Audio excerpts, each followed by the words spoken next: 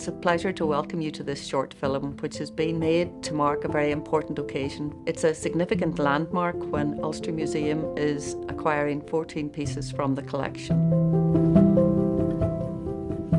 Conflict Textiles originated in 2007 and now includes over 400 documented pieces and 250 documented events. Maybe if I begin by talking about one of the pieces in the collection, which is called No to Pollution, No Contaminar.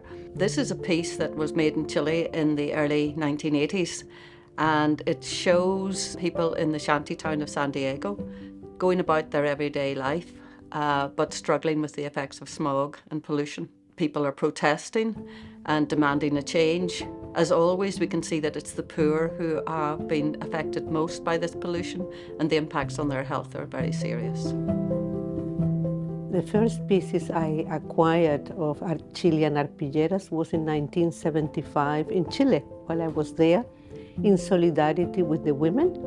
That made me come close to them, and that put me close to their suffering for the disappeared and imprisoned and exiled people. I really realized that there were people who were not willing to give a testimony in front of questions and answers or interviews. They had different ways to express themselves. The first exhibition was in 2008, and it was called The Art of Survival, Irish and International Quilts, and we brought a full collection from Germany, from the Women's Museum, and we created a map.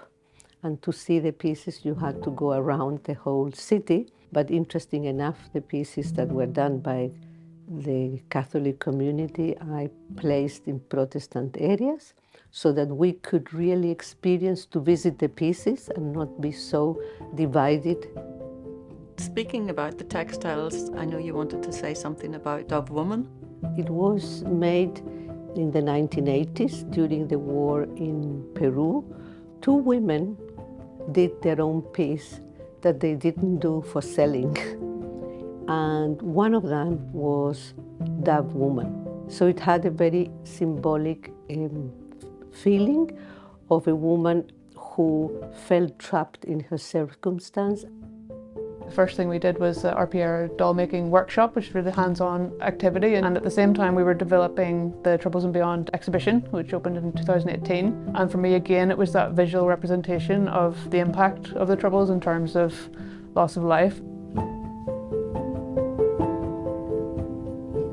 The online archive was rebranded, made more accessible to people, more easily searchable. It has really brought the pieces worldwide, so people who would never maybe have access to the physical pieces, say academics, researchers, families of the disappeared, communities. You can drill down from exhibition to one particular piece that was in it. You can drill down from a textile to where it was made and what the maker thought about it. And Bridget, I think there was one piece you wanted to tell us a little bit about. The Africa quilt, and that was made in 2009. It was made by a man, a young quilt maker. He designed it with Polly Eaton from England.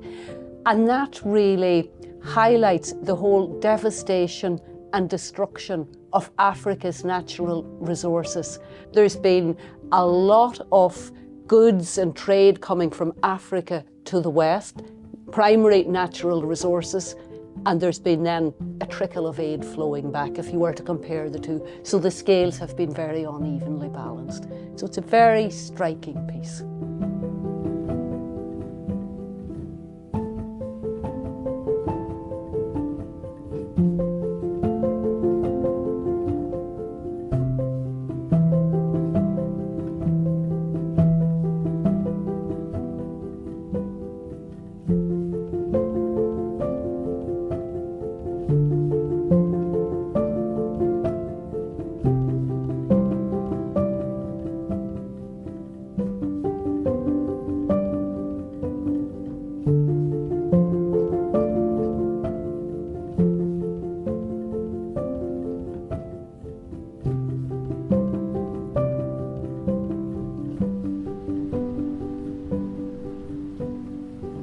So we're really delighted to have Conflict Textiles as a partner in the Inclusive Global Histories exhibition as well. This is the first time we've displayed the textiles outside the context of the Troubles and Beyond initiative, and it just shows how this partnership can link across a number of our priority areas. It's done in a very human and very poignant and very powerful medium. They open up a window on experience of conflict and its legacy and its impact across different societies and different communities globally.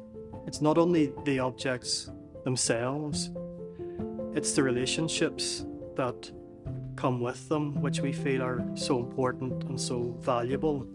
The communities and the people that created the textiles, their stories, their experiences. And that's something that we hope to be able to build on and to, in that sense, protect the legacy and the care and thought and sensitive consideration that's gone into the development of the collection.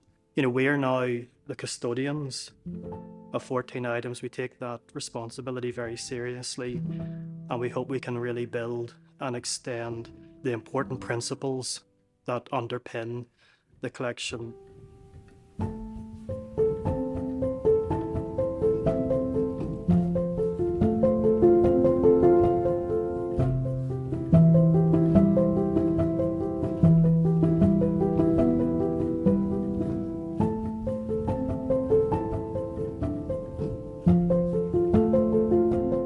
The pieces go and stay, but what they have created is this teamwork.